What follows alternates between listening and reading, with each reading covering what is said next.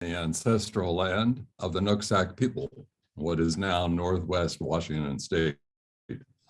I'm Bill Pinar, honored to host this launch of Lingering with the works of Ted T. Aoki, edited by Nicole Lee, Lesley Wong, and Joanne Ursino. Our thanks to each of you for attending.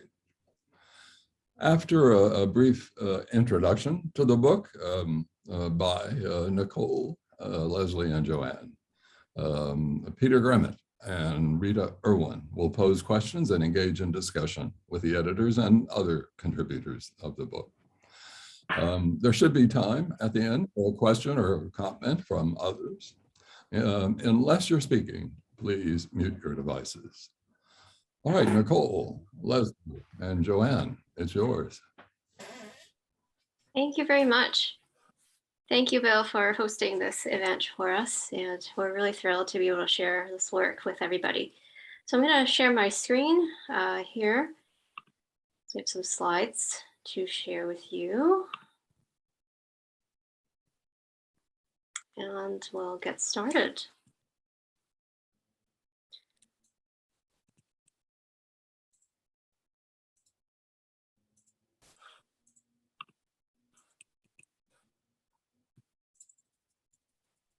So here's an overview of what Lesley, Joanne, and I are sharing today. So we'll start with a land acknowledgement, move into a brief introduction, and then present some key resonances from the book, as well as curriculum and Aoki, provide an overview of the text, and then conclude, and then answer some questions from our panelists, as well as anybody who might have some questions in the Q&A section.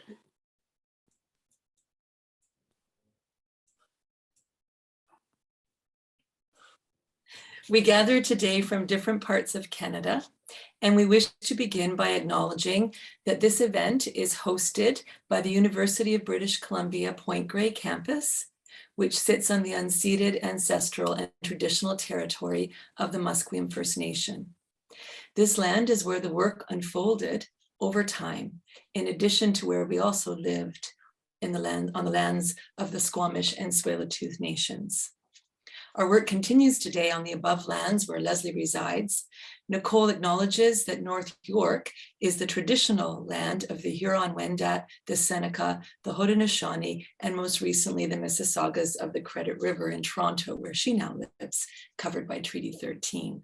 And I live in Whitby, Ontario, on the lands of the Mississaugas of Scugog Island First Nation, which is covered under the Williams Treaties.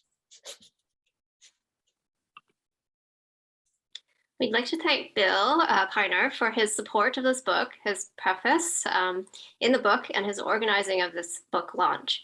In addition, it was through his Ted Aoki special course in curriculum and pedagogy that many of the contributors of this volume studied the works of Ted Aoki. And we'd like to acknowledge Rita Irwin, Karen Meyer, as well as Peter Grimmett, who contributed to our intergenerational perspective of Aokian scholarship. And the idea for this book really emerged from the 2019 Canadian Society for the Study of Education, the CSSE Symposium, where the panelists kind of shared their ideas of Ted Aoki's work and their influence on their own work. And so their names are on the screen. And we also extend our sincere appreciation to the many individuals who supported the development of the book project in different stages. So I'd like to first speak about the introduction of the book, which focuses on Aokian notes and intergenerational resonances. And this is a nod to both Aoki's collected works gathered in Curriculum and Aoki, which was edited by Bill Pinar and Rita Irwin, and to a profound regard for the emerging and established scholarship in an intergenerational and contemporary articulation of Aoki's continued reverberations to curriculum theorizing. There are countless thinkers who have embraced his call to dwell together humanly. This includes those who have studied and taught alongside him, as well as students who continue to study, read, and write in relation to his numerous texts. Aoki's life-giving corpus enables multiplicities to flourish, and those who have come to love his ideas and ways of being in the world as David Jardine wrote, rejoice in the abundance and intricacy of the world, entering into its living questions, living debates, living inheritances. Aoki's work remains generative and enriches scholarship today. This collection reflects a contemporary moment, a return that considers the significance of Aoki's teachings and a layering of the depth and breadth of intergenerational voices alongside his legacy then and now. And just a little note that our citations are all referenced in the actual text. Okay, we'd like to highlight some examples of the key resonances from curriculum in a new key. And these interrelated Aokian ideas resonate throughout the book, and we share them so they might ground our conversation today. And these are the Natobi Memorial Garden and the bridge, the concept of and the notion of tensionality and the good of a situation. I'm going to start with the Natobi Memorial Garden and the bridge. On the western tip of the headland of the University of British Columbia stands the Natobi Memorial Garden, a traditional Japanese garden and tea house that celebrates the memory of Dr. Inazo Natobi, whose goal was to become a bridge across the Pacific. Within the garden is a bridge that prompted Aoki's wonderings on the in-between and the and. Aoki writes about this garden both as a place of compelling invitation and one that inspires his metaphors. Aoki often conjures the image of a bridge to invite a contemplative, lingering pause, what he calls a moment of authentic dwelling. In the in-between space and multiplicities of two or more elements that are being bridged or brought together to conjoin in an and. Aoki describes how on this bridge we are in no hurry to cross over. In fact, such bridges lure us to linger. This, in his view, is a Heideggerian bridge, a site or clearing in which earth, sky, mortals, and divine, in their longing to be together, belong together. And for Aoki, any true bridge is more than merely a physical bridge, as they're dwelling places for people to understand what it means to dwell together humanly. And the bridge is foundational to understanding his critique of bifurcation and binaries and what it really means to dwell in the and, which Joanne will talk about now. Thank you, Nicole. Aoki notes that this either-or framework has become so dominant, so prevalent, that we have tended to adapt it and adopt it as a reality, forgetting that it has been constituted historically and culturally. He highlights how a question that skews closed to a simplistic binary of either or, either good or bad, either black or white, either positive or negative, either achievement-centered or child-centered, refuses a deeper conversation that opens up possibilities. Instead, Aoki chooses to embrace tensionality and complexity. We note 3 examples in the book on the relationship between East and West, on curriculum as planned and curriculum as lived, and leaders and followers. Each reveals some of the ways in which Aoki approaches the and. The and is understood as a site which is both this and that, and neither this nor that, and it is intended as a dwelling place, a space in between 2 separate entities, and it generates possibility and newness. And I'll speak to tensionality and good of a situation. Aoki notes how indwelling in the zone of in-between is not so much a matter of overcoming the tensionality, but more a matter of dwelling aright within it. And for Aoki, he quotes, "It is not so the elimination of the differences, but more so the attunement of the quality of the tensionality of differences that makes a difference." Seeking appropriately attuned tension, such as the sound of the tension string, resounds well. And in the context of living, it means an attunement to the aliveness of the situation, so that we might come to live well.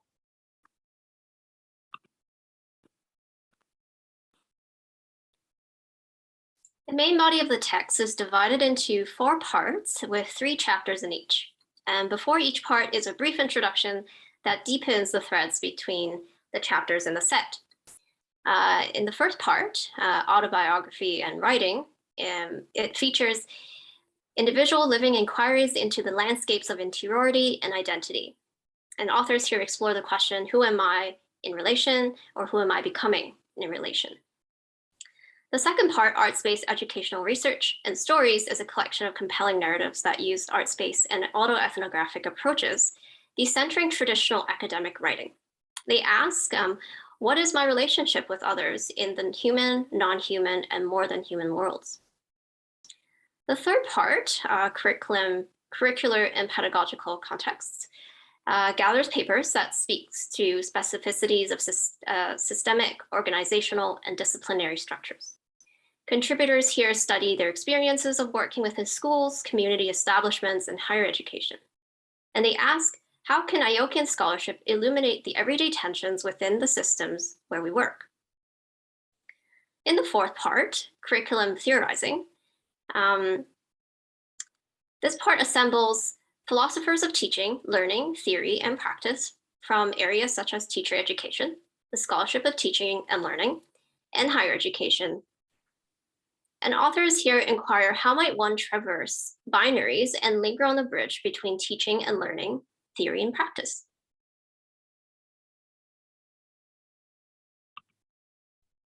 We'd like to offer a bit more detail in each chapter of the book.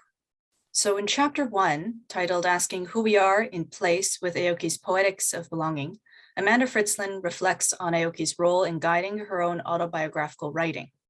She dwells with the complexities of belonging in place, and she examines who she is in place, entering into the histories of her family and their families, and how she came to consider Vancouver, British Columbia, Canada, her home. In chapter 2, Whirling with Aoki at the Cross of Horizontal and Vertical Intentions, a poet's ponderings within language and light, Anar Rabali writes through the lens of an Ismaili Muslim, inviting us to a space amidst the horizontal and vertical, a third space, an in-between place, an inspirited site of living pedagogy from which her poetry comes. In relation to her poetic inquiry and Sufi practice of whirling, Anar reflects on the material and spiritual through Aoki lessons. In chapter 3, Finding the Human in the Middle of Invisible Pandemics, Nicole Lee writes from the perspective of a Chinese-Canadian female pedagogue and meditates upon lingering questions around the complexities of the 2020 teaching experience during multiple invisible pandemics, which include COVID-19, neoliberalism, racism, and xenophobia. Nicole urges the importance of finding the human in Aokian ways and dwelling aright in webs of relations. Thank you, Lesley. And I'll speak to the second section. Our first interlude is by Rita Irwin, Walking with Aoki, where she walks with her doctoral students through the Natobi Memorial Garden at the University of British Columbia. She mediates on Aoki's contribution in the genealogy of ideas and in the shaping of scholars' way of being in the world, particularly how artography, with the slash between the A and the R and the T, emerged in lingering between making, learning, and inquiring, and in sharing this vibrant space with her students.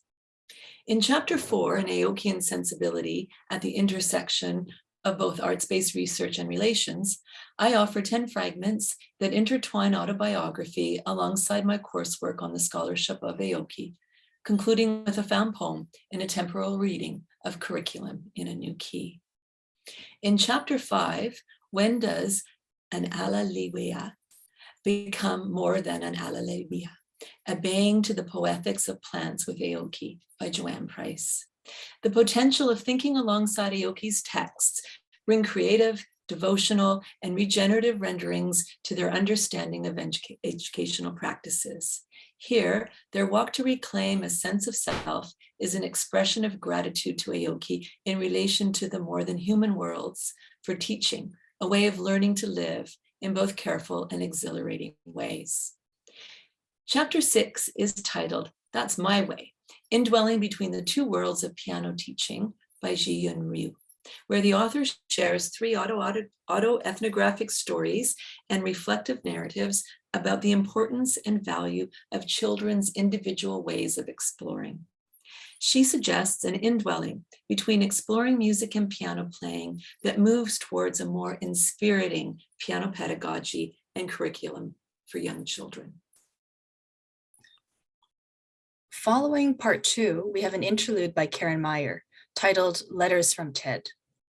Karen conceptualizes Aoki's letters, a collection of over 60 handwritten texts, an epistolary pedagogy, and a singular honoring of Aoki's mentorship. In part 3, Curricular and Pedagogical Context, we begin with chapter 7, Walking Across Context with Technology, an Aokian Methodology. Through the use of personal, professional, and educational contexts, I examined 3 of Aoki's themes: the limits of binaries, instrumentalism and praxis, and bridges of lingering and multiplicity, to speak to the role of technology in the classroom and within lives of students. I draw parallels and explore my own understanding of technology to open spaces of multiplicity in both the classroom and speak to its lingering effects during the COVID-19 pandemic. In chapter 8, Visualizing and Reconceptualizing Transformative Sustainability Learning through an Aokian Lens, Shamta Hunter extends Aoki's work on curriculum as lived, curriculum as plan, and praxis to contemporary understandings and challenges of sustainability teaching and learning. Shamta revisits her own sustainability curriculum, a leadership program for post-secondary students, and invokes Aoki's bridge metaphor to propose a transformative learning model for sustainability education. Chapter 9 is Listening to What the Situation is Asking, Aoki and Music Education.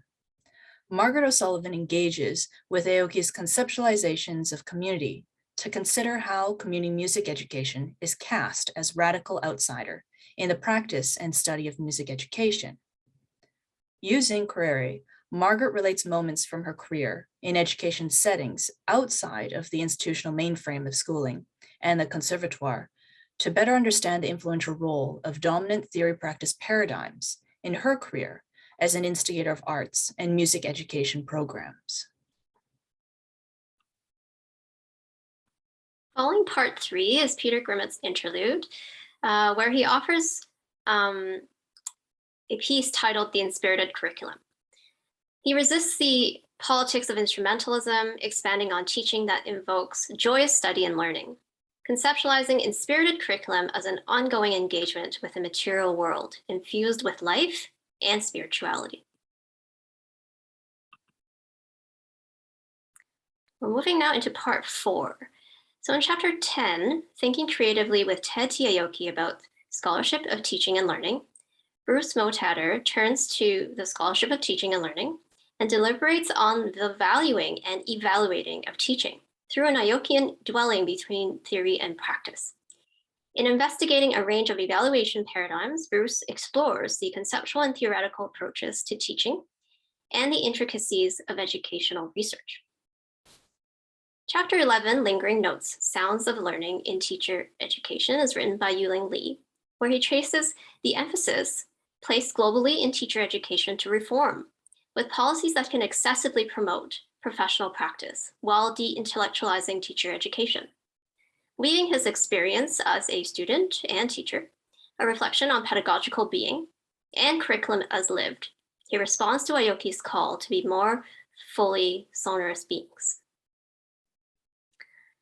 In chapter 12, our last chapter, contemplating the relation between theory and practice through 3 Aoki-inspirited themes.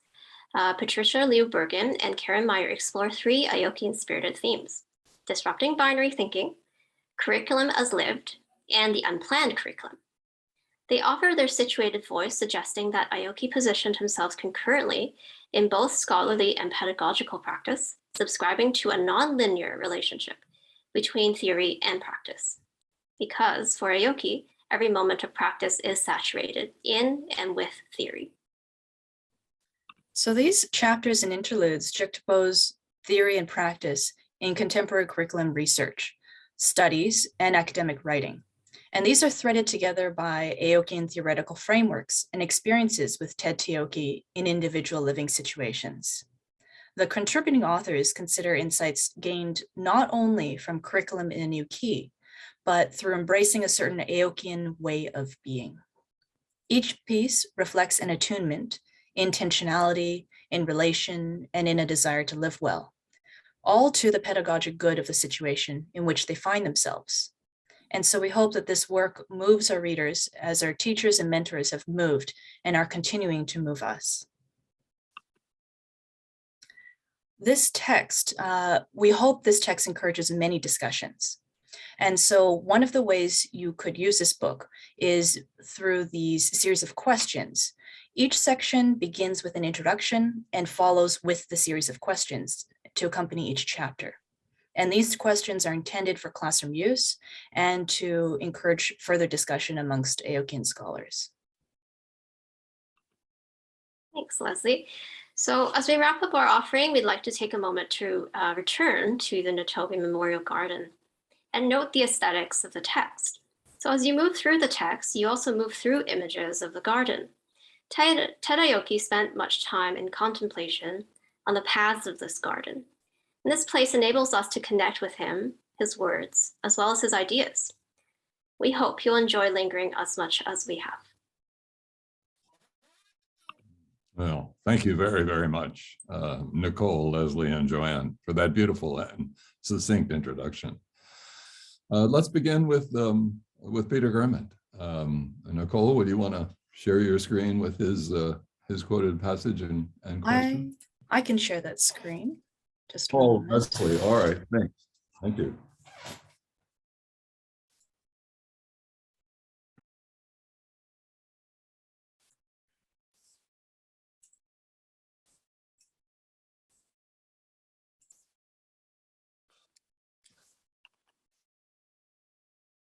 Just unmuted myself. Okay. Wonderful. I'm going to share my screen. And is everyone able to see the questions? Perfect. Yeah.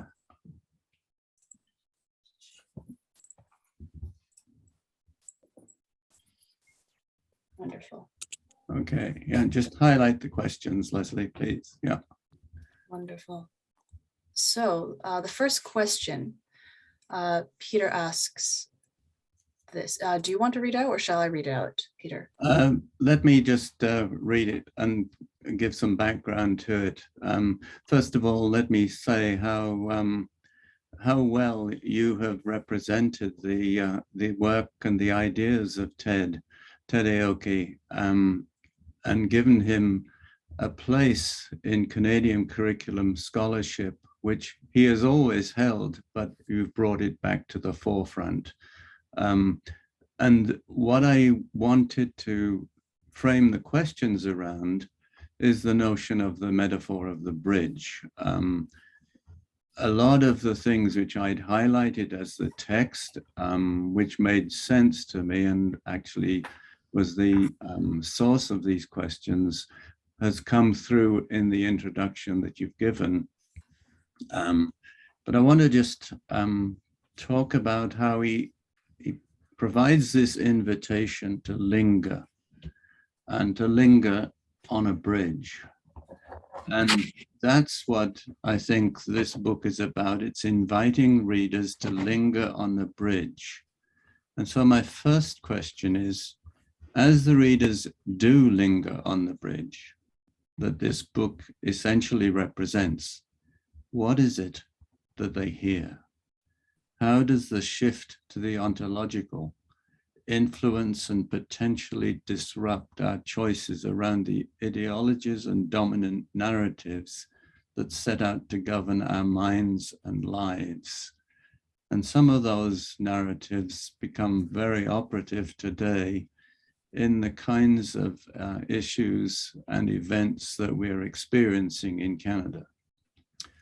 So what also is included and what is deleted from the stories that the authors have told about their experiences with and on the bridge? And how differently then now do those authors understand themselves and their modes of relationality to others as a consequence of lingering in the works of Ted Aoki. That's addressed to any and all of the authors. Some specific questions come later, but I'd invite people who've been involved in this work to try and take any one of those questions and address it. Lesley.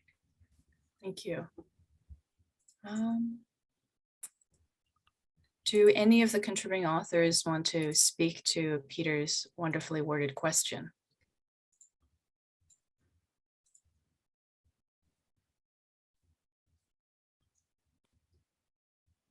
Thank you, Peter, for your question. I think I'll just start and take a stab at it, and others maybe can bounce off maybe some of the thoughts or some of the ideas, or maybe have some of their own ideas to share. But to start, I guess first approaching the bridge, we might just hear our own voice, like your world, your people, and all, sort of this insular space of your own voice. And then when you dwell on the bridge, there's a layering of multiple voices, and you start hearing like conflicting views or complicated backstories of why people hold certain views, and people who populate other spheres, and what sort of cultural spaces they inhabit, and the narratives through which they make sense of things, or the personalities that are shaped by the times or the circumstances they inhabit. And so your sense of the world starts to expand when you dwell on this bridge. And perhaps to maybe accommodate these different ways of being or becoming, it's not necessarily that you have to agree or fuse or merge with these other voices or alterity or difference, but that you come to see the pressures that people are facing that lead them to this particular understanding of the world. So it's an awareness of these interconnectedness of pressures, of intensities, of really just the human condition. And surely you can have a judgment of what you take with you or leave behind, and that can come. And maybe when you get off the bridge to process all the threads, or maybe during this time when you're on the bridge, but everybody has that choice. But if we really think of a bridge, it's a transitional, momentary kind of space, and dwelling in it in many ways is an invitation to suspend space and time. So you can come into this space or place anywhere and anytime. And this brings us to the second part of your question about the ideologies and dominant narratives. It seems quite abstract when we say these things, but it's really important, I think, to trace their histories and cultural lineages, how they came to be created, for example, or who is circulating these as truth, who believes them as truth, where do we hear them the loudest or the softest, etc. Who these dominant narratives serve and who they don't serve. And it's really important to recognize the circumstances that these authors of ideological narratives face, because that's how you understand why they thought something was a good idea in the first place. And maybe why you disagree then, because your considerations are different. And in listening to multiple voices and considering them, we can figure out our way through a sort of prioritization of what is most acute or tangled or heavy or long-term difficulties are. Whether we want to negate what came before and do your own thing, or follow suit now and see what happens, or another path. I think lingering on the bridge and dwelling on the bridge gives you this clarity of why you're choosing something. And your third part of the question is a very interesting question. And in writing, I think we often have to attend to the reader. So what is deleted might be things that didn't fit in this main idea that we would like to convey in a story. And these parts might be like too extreme or too sensitive, too hurtful, too mean, or flashes of emotion that didn't last the test of time, which Aoki makes room for. He does make room for these things. But I really believe that the stories in this book are kind of distillations of how the authors might have felt for a long time. And I like to think that there are elements left behind after folks have come to the bridge again and again and again, after time really has polished things away. They might be stories about things that still hurt, that still sucked, that still bothered them, still didn't work. And it's really important how they come to understand these things over time. So Aokian scholarship really brings that out of us. And I think I'll stop there and maybe invite others to respond as well. I'll take a stab at it. Maybe they'll hear music, you know, in this plurality of voices. They'll hear a chorus, maybe a diverse ensemble. You know, as we're all lingering in life's movements and moments of tension and then liberation, emerging then with newness in our respective inquiries, this phenomenological place of promise and possibility of what was not there now is. I feel like all of us are enacting, I guess, our own contemplative pedagogy. We're tuning in, we're turning in, you know, in this unprecedented era of visual overload and images, we're maybe coming back to find a sense of essence again. So to be on that bridge is to mediate, it's to meditate, it's perhaps to see the world in slow motion again, in a place of engaged stillness, that we can negotiate our world in relation to us. So I also think that lingering on this bridge is to experience diversity in so many ways, diversity as a blessing in nature, you know, in nature, of people, of others, of ourselves. It's a sensual place. It's almost like to listen to the music of the sky and then, you know, to realize the song was I. That's Fritjof. So I think Aoki's attunement and being on the bridge is a call to back to self, this place of spiritual literacy, to open the doors of the heart again. So for myself, bridging, you know, on the bridge is to myself, it's to others, and it's commingling with the divine. It's a place to meet our fellow seekers, to find our common ground in a common quest.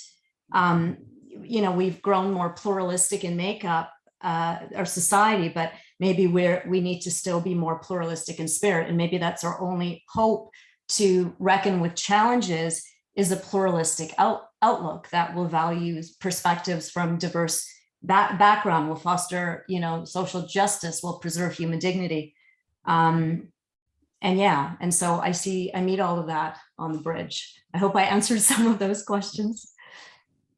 That's good. Yeah. Thank you. Someone else?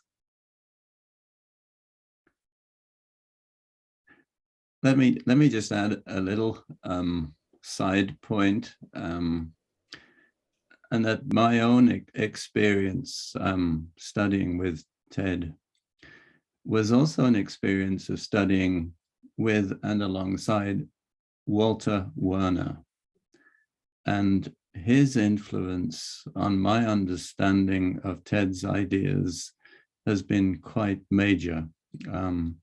And that's reflected in the way I've written about the Inspirited Curriculum. But it's following some of the lines which you've just said, finding the essence on the bridge, and beginning to look at the world through spiritual eyes. And Ted actually fostered that as well. And it's something which in today's world seems sometimes to be missing. And when I say that, it makes me feel very old. The world has changed, and in many ways it's changed for the better in many different aspects of life. But there are also aspects of life which seem to have an emptiness, vacuousness that somehow we need to go back and restore the vitality that we once had. But anyway, just a little addition I wanted to add. There may be others who want to address those questions, and I'm particularly interested in how lingering with Aoki has really changed the way you understand yourself and the way you relate to others?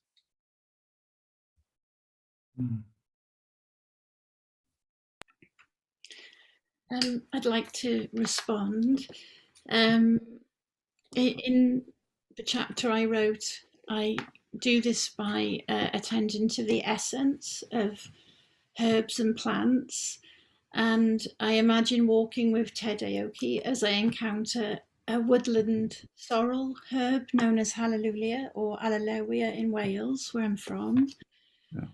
And since reading this book and reading my chapter in relation to everyone else's, I understand more clearly now that I need to continue to hold place and space for the potential of change, and to continue writing with Ted Aoki and herbs to support students and teachers to respond to these unprecedented times with the courage of an inspirited endurance. And so with Ted Aoki and Alleluia herb, I'm learning to live better with tension and ambiguity in warm-hearted ways. I make mistakes though. I get muddy, lose confidence, and yet when I fall, I have been rescued by herbs as living beings, as well as by the voices of plants and trees and my ancestors. Living beings who are not only teaching multiple ways of knowing, but who can open our lives to ontological moments of exquisite tenderness, a sacred sweetness, which sustains me as an artist, scholar and teacher. But I also realize that I may have overlooked my assumption of understanding herbs as living beings. And I often ask myself what Ted would say in relation to my understanding. For since reading our book, I've noticed an often quoted differentiation between humans and things. So in dwelling in this landscape between understanding herbs and plants as persons with their own subjectivities, and also understanding or perceptions of herbs and plants as non-human things, I'm now called to poetically restoring one's own relationship to place, as well as to encouraging a restoring of our, ecological and compassionate community. So thank you for that.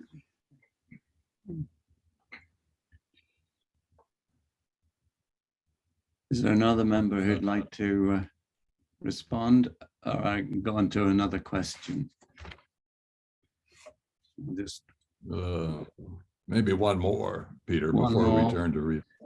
Yeah. Well, why don't I turn to the question that I posed to Nicole, where I quote from Brené Brown, talks about vulnerability as a necessity for courage, where if you're brave with your life, you choose to live in the arena. You're going to know heartbreak. It's a choice. And she continues, this is Brené Brown, vulnerability is not about winning. It's not about losing. It's having the courage to show up when you can't control the outcome. And so my question to Nicole was, how then did the life-affirming words of Aoki help you to seek refuge from the grip of the pandemic in the potentiality of education? The pandemic has been difficult for all of us, but how did you happen to make things work? Thanks, Peter, for that question. Yeah, a lot of this has to do with not feeling as crazy about the situation, if I could put it really simply. And in the pandemic, scapegoating and gaslighting are really everyday occurrences. And when people who might have felt under threat imposed things that didn't resonate with the reality that I lived in, it really undermined my sense of judgment of reality. So it was as if I was living in a different universe, different universe, that all the things that I learned now didn't matter, or it was thrown out the window, and let's just, attend to the crisis at hand, so to speak.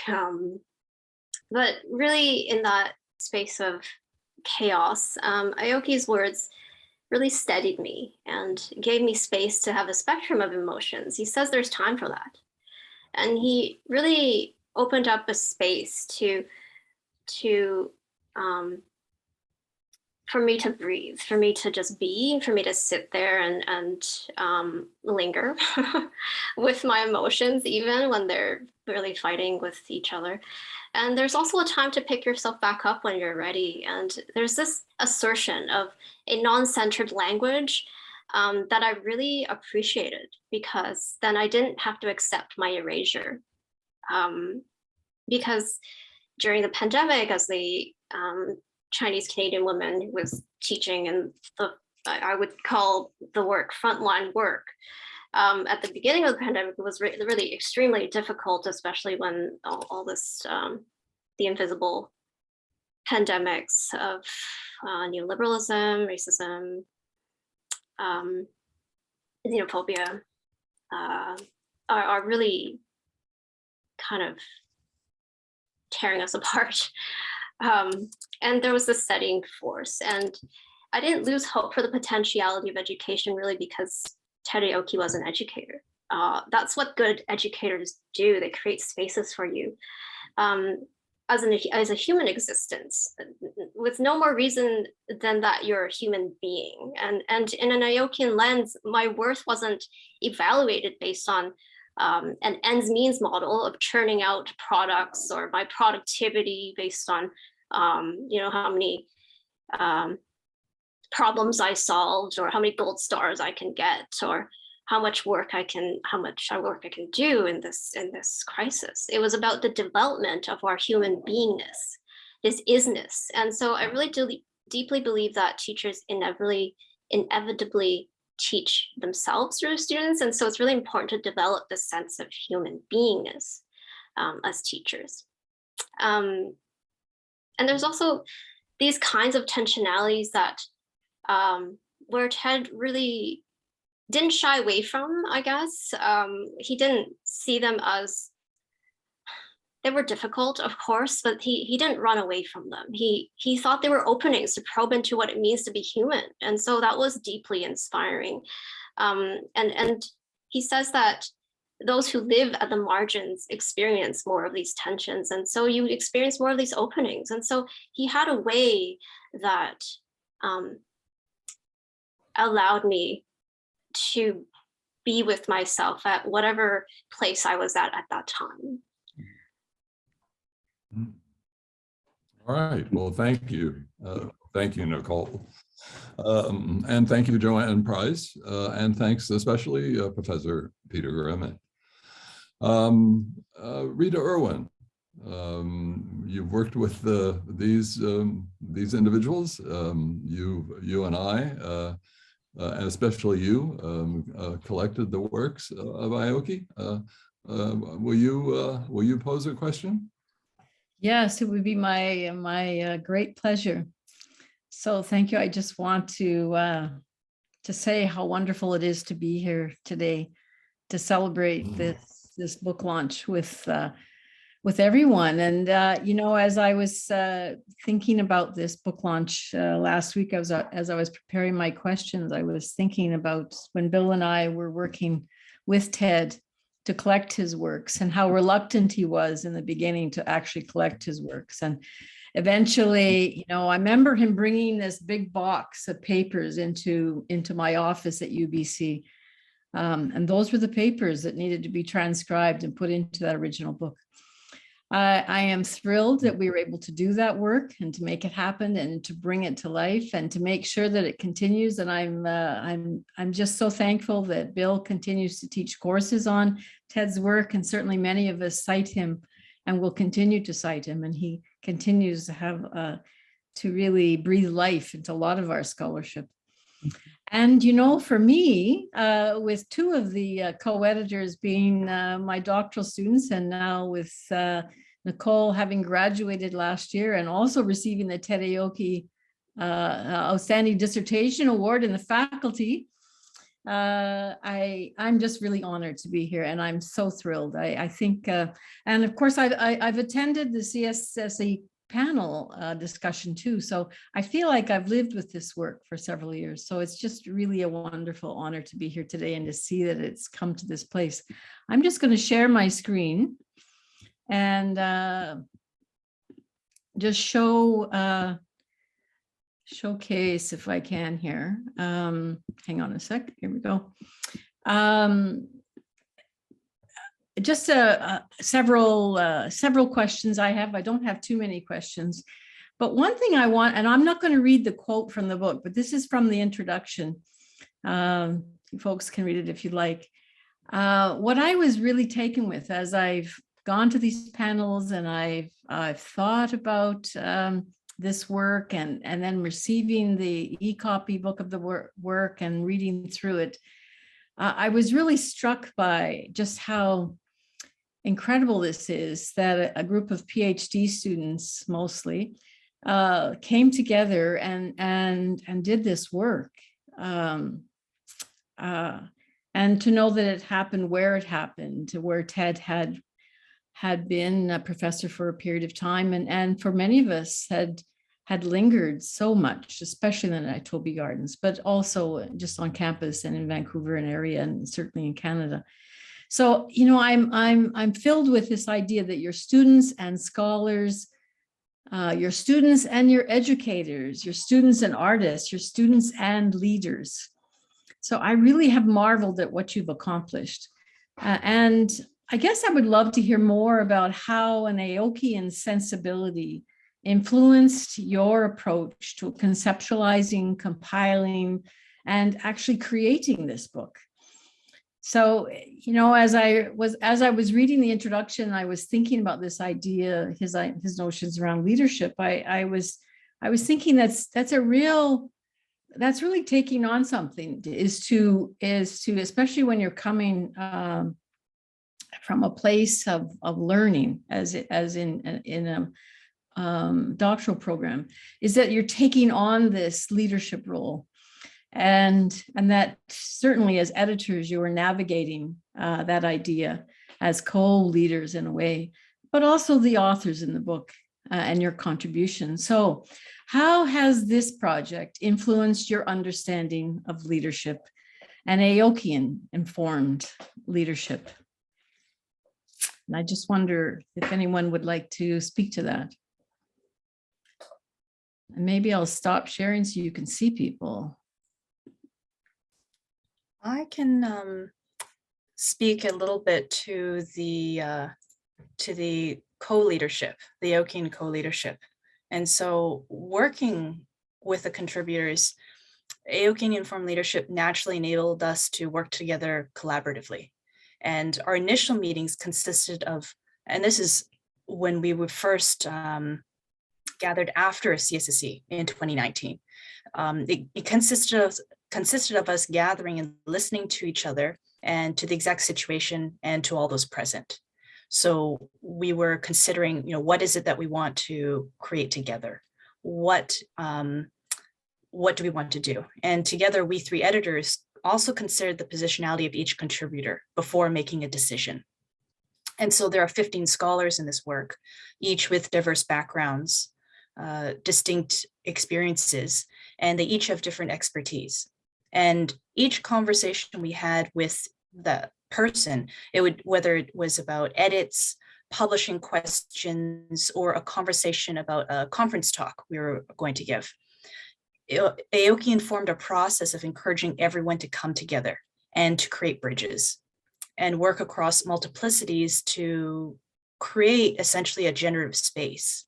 And this was all really done by listening to the situation and to each other and what was our shared goal.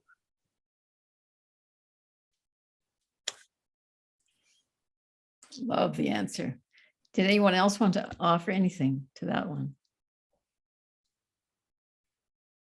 I think the one thing that really stands out for me with my memory of Ted is that you really felt that you were always engaged with him. You didn't actually feel like you were a student. And one thing I really, embracing this book is I know that you're students, but you're really embracing everything about this work. And it doesn't ever come across as being lesser than or different from or otherwise, or is that I think, and in fact, I would say this quite honestly, I think Ted would be thrilled to read this book. And he would be really, I can imagine a flurry of letter writing afterwards to each one of you. I can imagine each one of you would be getting a handwritten letter, engaging with each of your ideas. And he would be asking much more interesting questions than I'm posing to you right now. But that is one thing that kind of stays with me, I think, is I find even for myself, I think, what would Ted say? And so that's always, anyway. Shall I go on to another question? Thanks, Rita. I don't know if Yeah. Joanne wanted to add anything or if we have time, but yeah, I just want to resonate with what Lesley said, that we really approached this as a conversation with the authors, our co-editing team, and really want to amplify each person's voice, especially when the writing in the beginning stages, everybody gets through this, right? Like, it didn't sound like what we want to say, but the ideas are there and it's like, it needs some shaping. So I really want to amplify what it is they're trying to get at. And so a lot of this back and forth volleying of drafts, the polishing has to do with this ongoing conversation, so that we discern together what is the core tension that we want to address. And as graduate students, we never edited a book before, and we really wanted to tackle this like head on because we wanted to learn. And so I guess, like, when we signed up for this, we didn't know what we were getting into, to be very honest. But we learned a lot at each stage, and we really kind of took it one step at a time. And we had really wonderful mentors such as yourself, Bill, and Peter, and Karen as well. So we weren't afraid, so to speak, but we were a bit like, okay, what's going on? What's next? So as a leader, we really came to, as leaders, we really came to this kind of discernment of finding a way through situations that are kind of maybe difficult sometimes. So these are situations that are filled with tensions that you encounter when you lead and don't really have a full picture of what is ahead. And, you have people asking you, it's like, well, what's going on? It's like, I don't know. And that happens. And so there are also the tensions of different ideas, paces, or experiences that tell people who are involved to move in different directions, for example, or when you're the intermediary between different people. And there are also timelines as well to consider, and the promised production of something hopefully good when you are really trusting the process. And so these are all of the elements that we consider that's important to leadership. So I think an Aokian approach is it takes into account all these aspects, and there's a multiplicity of things happening, and they have to be attended to sometimes at different stages. Well said. Yeah, very well said. Well, thank you very much. Do you have another question, Rita, you'd like to pose? Or Yeah, shall we open it to a... I have one more. I have several more, but I'll choose one of them. Okay. Hang on a second here. I would like, because I'm in the arts area, I would like to ask this question. It comes from Joanne Ursino's chapter, but there are a number of people who are very artistically inclined in the group, so they're welcome to add to this. And you can see Aoki's quote, or how Joanne is quoting Aoki at the top there, where he calls on fine arts educators in particular with their strong sense of poetics to offer inspiration, leadership in the promising work of creating a new landscape wherein the lived curricula become legitimized. one thing that I have felt over my career is in many ways, the arts were stronger in the schools then than they are now. And it's hard for me, actually. So, so I just oppose this kind of a curiosity to wonder if we could, if Joanne might take up this phrase and to think about how we might actually try and impact the schools in more ways, and how we can create a new landscape for lived curricula. So what might Ted say to this, for instance, or what might you add? And I also have an extra question there about the, no, I won't go into the extra question. Go ahead, Joanne. I think you might have thought about this question.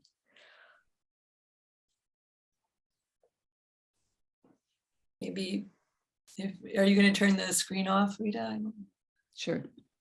Thanks. And I hope others will also respond. I came to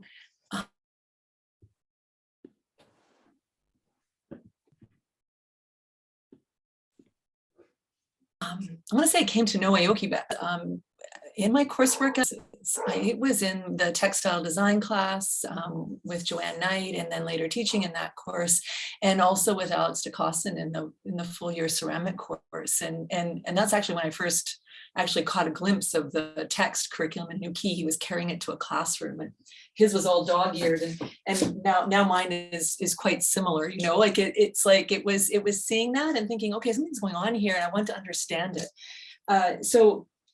So there's a piece for me around, you know, when you say, you know, what would Ted say? I would say, Ted would say that this is still the case. And I would probably say to Ted, if I was like writing a letter with him, I'd say, well, not only fine arts, you know, because of his work with jazz and improvisation, I'd say that was there, you know, his own effort to go into calligraphy and the dip of the pen in the ink.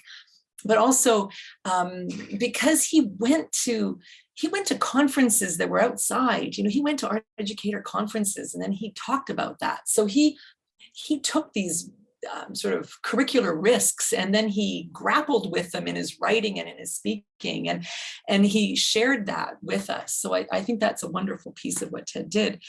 So my comment would be that the problems that we're facing today aren't going to be solved without art teachers and artists and students having an understanding and appreciation of both the materiality and the digital of art, and whether it's movement or music. You know, when I say movement, I mean dance and theater, all of it, visual arts. So although he says fine arts, I would stretch that.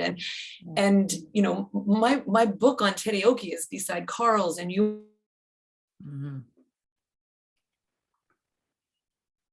Yours and Bill's, like even calling us to listen to that note and to the sound of the bell. And I was thinking, oh, you're reminding me of one of the first books I read on curriculum theory, which was your text on what is curriculum, the second edition. And you talked about Mockton and uniform and the bell tolling just in advance of the rise of Nazism. And I'm thinking, like, what are we hearing today with what's happening in the Ukraine and in other parts of the world? And what do we hear first? And often our first response isn't verbal, it's the artists. And so there is more of a place for art now than ever, and it is the lived curriculum.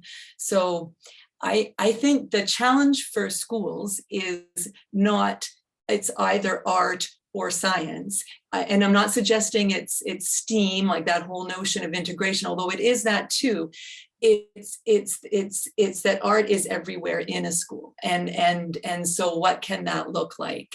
And it is the art teacher, the specialization that we do need in schools, And it's also the teacher of history or math or all the other areas where art can also be alive in the curriculum. And my last comment would be with Susan Jarofsky. I wasn't sure if she would be here today or not. I didn't understand dance and math until I saw a small video that she shared of 2 students dancing at Spanish Banks demonstrating a math equation. And I was like, it was like in like 2 minutes, I understood my niece who dances, I understood my nephew who's an engineer in a way that I hadn't before, and it was in the art. So I think that's Ted's invitation. So I love Ted. I think we all do, and that's why we're here. So Here. Thanks so much, Joanne. Others like to add?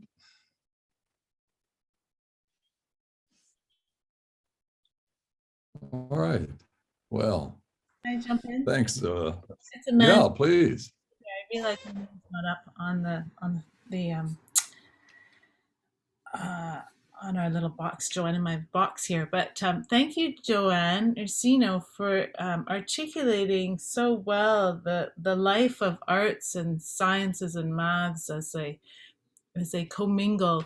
As a mathematics education specialist, I think that Aoki has really, the work of Aoki, conversations regarding the work of Aoki and coursework and my own writing have really influenced my own explorations into thinking, into critical mathematics, into not separating mathematics and the humanities, into not being satisfied with a Platonic, universalizing abstract notion of mathematics, physical sciences, etc., but to realize that these are human expressions and endeavors and connected to stories and connected to place, and that have really generative possibilities for our relations with one another, for mediating our relationships with one another, and for understanding our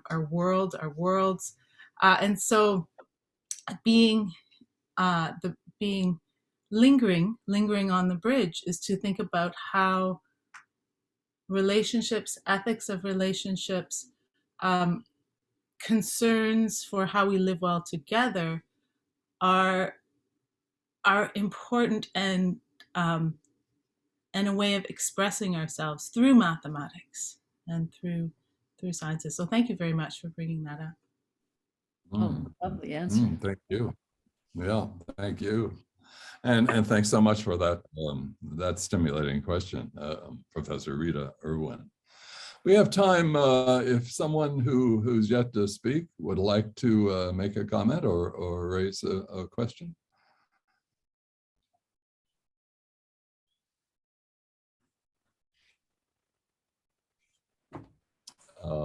If not, allow me to thank everyone for attending today, especially Nicole Lee, Lesley Wong, and Joanne Ursino. Thanks especially to Professors Peter Grimmett and Rita Irwin. And we may now say the book is launched. Thanks to everyone. Thank you so much, everyone. We should cut the cord or the ribbon. Cut the cord. Cut the ribbon. Indeed. It was breathing on its own. All right.